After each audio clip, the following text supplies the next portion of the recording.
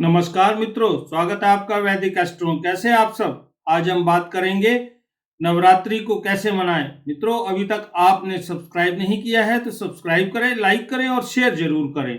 आज हम बात करेंगे कोरोना काल में नवरात्रि कलश पूजन के स्पेशल एपिसोड में। इस समय मनुष्य की हर प्रकार की कामनाओं का अध्ययन किया जाए तो मुख्यतः दो प्रकार की कामनाओं की बात होती है, पहली सांसारिक, दूसरी आध्यात्मिक। मित्रों, जीवन से लगाकर मृत्यु तक और मृत्यु से लगाकर मोक्ष तक या फिर पुनर्जन्म तक की सारी महत्वाकांक्षाएं होती हैं। प्रत्येक कामना की पूर्ति का एक समय होता है, उसे पूरा करना व्यक्ति आवश्यक समझता है। देखिए, जब एक प्रकार की कामना पूरी होती है तो उसके सामने दूसरे प्रकार की कामना तैयार हो जाती है। हमारा पूरा जीवन इसी प्रकार कामनाओं को पूरा करने में ही व्यतीत हो जाता है। और मित्रों, ये जो नवरात्रों का समय है, इसमें हम अपनी काफी मनोकामनाओं को पूरा कर सकते हैं। देखिए, नवरात्र में नव शब्द 9 दिन का प्रतीक है और रात्र रात का प्रतीक है। देखिए, हमारे कहने का तात्पर्य यह है कि जो पर्व 9 दिनों तक और 9 रातों तक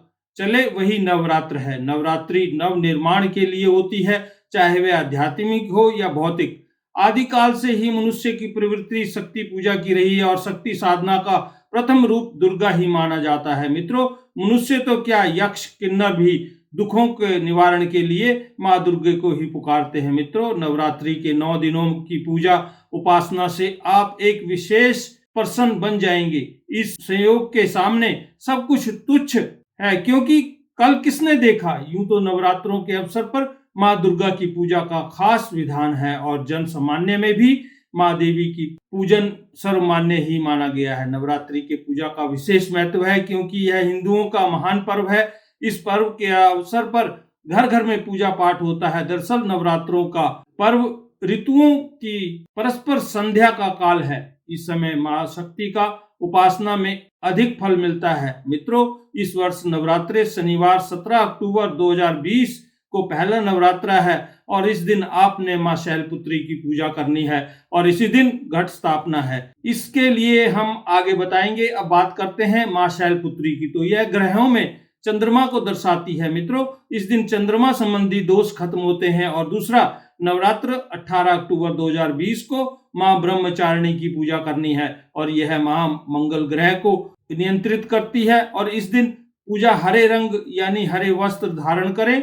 और तृतीय दिन सोमवार 19 अक्टूबर 2020 को मां चंद्रघंटा की पूजा करें और यह शुक्र ग्रह को कंट्रोल करती है, यानी शुक्र ग्रह के बुरे प्रभाव को कम करती है। इसी दिन भूरे रंग का प्रयोग करें।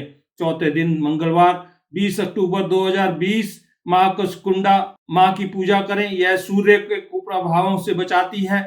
यश और मान सम्मान हो, इनकी प्राप्ति के लिए आपको कुष्कुंडा मां की पूजा नारंगी रंग से करें और आप खुद भी नारंगी वस्त्र धारण करें।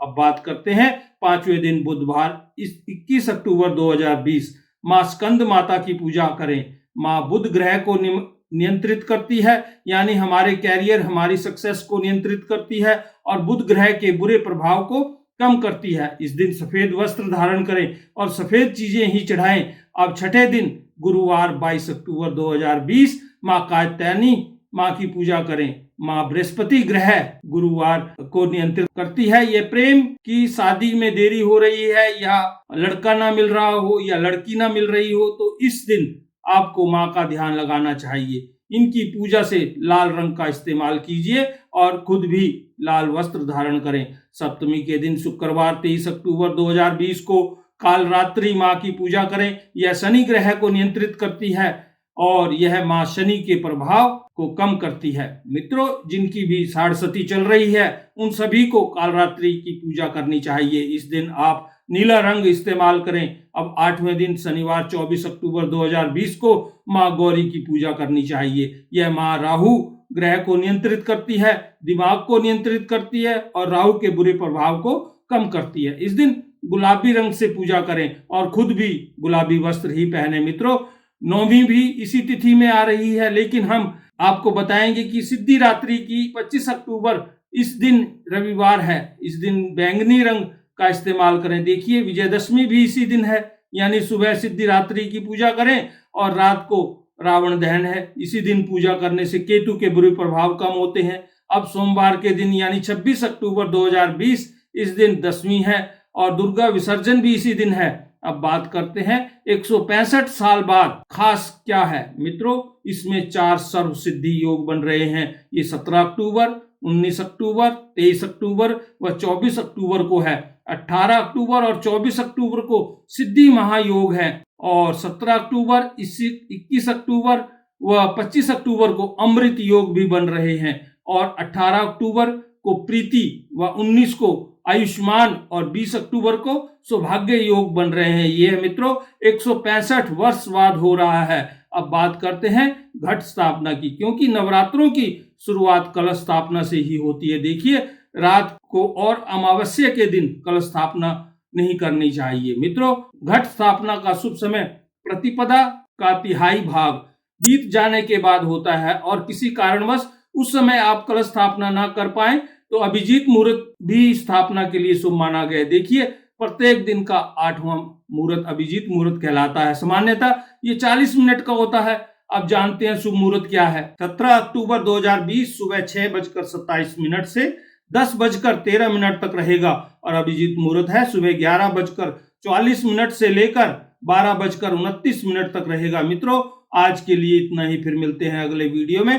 तब तक हंसते रहें, मुस्कुराते रहें और देखते रहें वैदिक एस्ट्रो। मित्रों, अभी तक आपने सब्सक्राइब नहीं किया है तो सब्सक्राइब करें, लाइक करें और शेयर जरूर करें।